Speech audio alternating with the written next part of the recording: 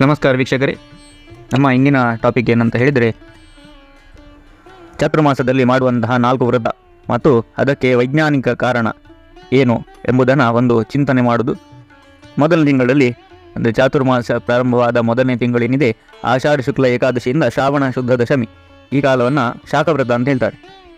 ಶಾಖವ್ರತ ಅಂದರೆ ಏನು ಅಂದರೆ ಈ ಸಮಯದಲ್ಲಿ ಸೆಕೆಗಾಲ ಸಮಾಪ್ತಿಯಾಗಿ ಮಳೆಗಾಲ ಆರಂಭವಾಗುವಂತಹ ಒಂದು ಕಾಲ, ದಕ್ಷಿಣಾಯಣ ಶುರುವಾಗುವಂತಹ ಕಾಲ.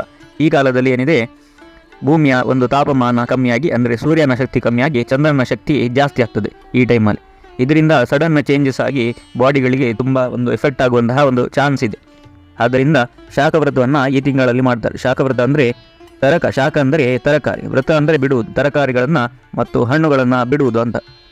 ಈ ಅವಧಿಯಲ್ಲಿ ಹೊಸ ಮಳೆ ಮತ್ತು ಭೂಮಿಯೊಳಗಿನ ಶಾಖದ ಸಹಾಯದಿಂದ ಹೆಚ್ಚಿನ ತರಕಾರಿಗಳನ್ನು ಬೆಳೆಯಲಾಗ್ತದೆ. ಮಳೆ ಆರಂಭವಾದಾಗ ಭೂಮಿಯೊಳಗೆ ನೀರು ಹೋಗ್ತದೆ. ಭೂಮಿಯೊಳಗಿನ ತಾಪಮಾನ ತರಕಾರಿ ಬೆಳೆಗಳಲ್ಲಿ ಕರಗುತ್ತದೆ. ಇದರ ಪರಿಣಾಮವಾಗಿ ಹಿಂದಿನ ತಿಂಗಳುಗಳಲ್ಲಿ ಈಗಾಗಲೇ ಏರಿದ ತಾಪಮಾನ ನಮ್ಮ ದೇಹದಲ್ಲಿ ಮತ್ತಷ್ಟು ಹೆಚ್ಚಾಗ್ತದೆ. ಅನೇಕ ಬ್ಯಾಕ್ಟೀರಿಯಾಗಳು ಅಭಿವೃದ್ಧಿ ಹೊಂದುತ್ತವೆ, ಮುಂದೆ ಕೀಟಗಳು ಹೊರಬರುತ್ತವೆ ಮತ್ತು ತರಕಾರಿ ಬೇರುಗಳನ್ನು ಸೇರುತ್ತವೆ. ತರಕಾರಿಗಳು, ಹುಣಸೆಹಣ್ಣು, ಮೆಣಸಿನಕಾಯಿ ಇತ್ಯಾದಿ ಹಣ್ಣುಗಳು ಹೆಚ್ಚಿನ ಶಾಖವನ್ನು ಹೊಂದಿರ್ತದೆ. ಆದ್ದರಿಂದ ಈ ಅವಧಿಯಲ್ಲಿ ತರಕಾರಿಗಳನ್ನು ಆಯುರ್ವೇದದ ಪ್ರಕಾರ ಕೂಡ ಒಂದು ನಿಷೇಧಿಸಲಾಗಿದೆ. ಆದರೆ ನಮ್ಮ ದೇಹಕ್ಕೆ ಅಗತ್ಯವಾದ ತಾಪಮಾನವನ್ನು ಈ ತಿಂಗಳಲ್ಲಿ ನಾವು ಸೇವಿಸುವ ಇತರ ಪದಾರ್ಥಗಳಿಂದ ಸಾಕಷ್ಟು ಅಂದರೆ ಬೇಳೆ ಪದಾರ್ಥ ಏನಿದೆ, ತೊಗರಿ, ಕಡಲೆಬೇಳೆ ಇವುಗಳನ್ನೆಲ್ಲ ಸ್ವೀಕರಿಸಬಹುದು ಈ ಸಮಯದಲ್ಲಿ. ಹಾಗೂ ಕೆಲವು ಕಡೆ ಮಾವಿನ ಹಣ್ಣನ್ನು ಮಾತ್ರ ಸ್ವೀಕರಿಸ್ತಾರೆ.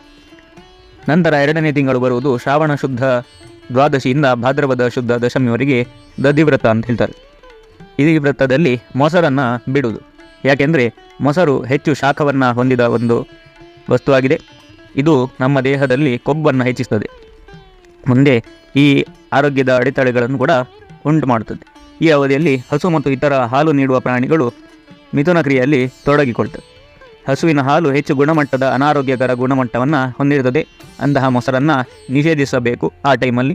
ಇದು ದೇಹದ ಉಷ್ಣತೆಯನ್ನು ತಂಪಾಗಿಸಲು ಕಾರಣವಾಗ್ತದೆ. ಆದ್ದರಿಂದ ಈ ತಿಂಗಳಲ್ಲಿ ಮೊಸರನ್ನು ತಪ್ಪಿಸಬೇಕು. ನಂತರ ಮೂರನೇದರಲ್ಲಿ ಬರುವುದು ಕ್ಷೀರವ್ರತ. ಹಸುವಿನ ಮುಖ್ಯವಾದ ಆಹಾರ ಯಾವುದಂದರೆ ಒಂದು ಹುಲ್ಲು. ಈ ಹೊಸ ಹುಲ್ಲು ಭೂಮಿಯ ಉಷ್ಣಾಂಶವನ್ನು ಹೊಂದಿರ್ತದೆ. ಹಸುಗಳು ಹುಲ್ಲು ತಿನ್ನುವುದರಿಂದ ಹಾಲಿನಲ್ಲಿ ಉಷ್ಣಾಂಶ ಹೆಚ್ಚಿರ್ತದೆ. ಇದನ್ನು ನೋಡಿ ನಮಗೆ ಒಂದು ಆಶ್ಚರ್ಯವಾಗಿ ಕೊಡಬಹುದು. ಹುಲ್ಲು ವಿವಿಧ ವರ್ಗ ಉಂಟು. ಅದರಲ್ಲಿ ಶುಂಠಿ ಹುಲ್ಲು, ಹಸು ಈ ಹುಲ್ಲನ್ನು ತಿಂದರೆ ಶುಂಠಿ ವಾಸನೆ ಬರ್ತದೆ. ಅದೇ ರೀತಿ ಇತರ ಹುಲ್ಲಿನಲ್ಲಿ ಅದರ ಪರಿಣಾಮ ಇರುತ್ತದೆ. ಇದಲ್ಲದೆ ಇಂದಿನ ಅವಧಿಯಲ್ಲಿ ಮಿಥುನ ಕ್ರಿಯೆಯಲ್ಲಿ ತೊಡಗಿರುವ ಹಸುಗಳು ಗರ್ಭಧರಿಸುತ್ತವೆ.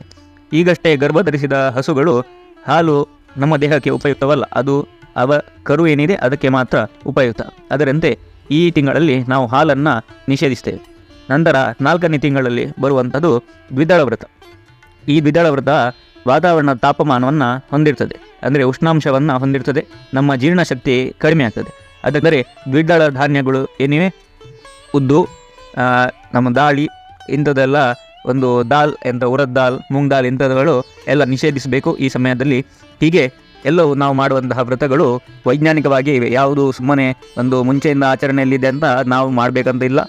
ನಾವು ಇವನ್ನೆಲ್ಲ ತಿಳಿದು ಮಾಡೋದ್ರಿಂದ ನಮಗೆ ಒಳ್ಳೆಯದು. ಆದ್ದರಿಂದ ತಿಳಿದು ಮಾಡಿ, ಇದರಿಂದ ನಿಮ್ಮ ಜೀವನ ಕೂಡ ಒಳ್ಳೆಯದಾಗಿ ನಡೆಸಬಹುದು ಅಂತ ಹೇಳ್ತಾ ಇವತ್ತಿನ ವಿಡಿಯೋವನ್ನು ಇಲ್ಲೇ ನಿಲ್ಲಿಸ್ತೇನೆ. ಕೃಷ್ಣಾರ್ಪಣ.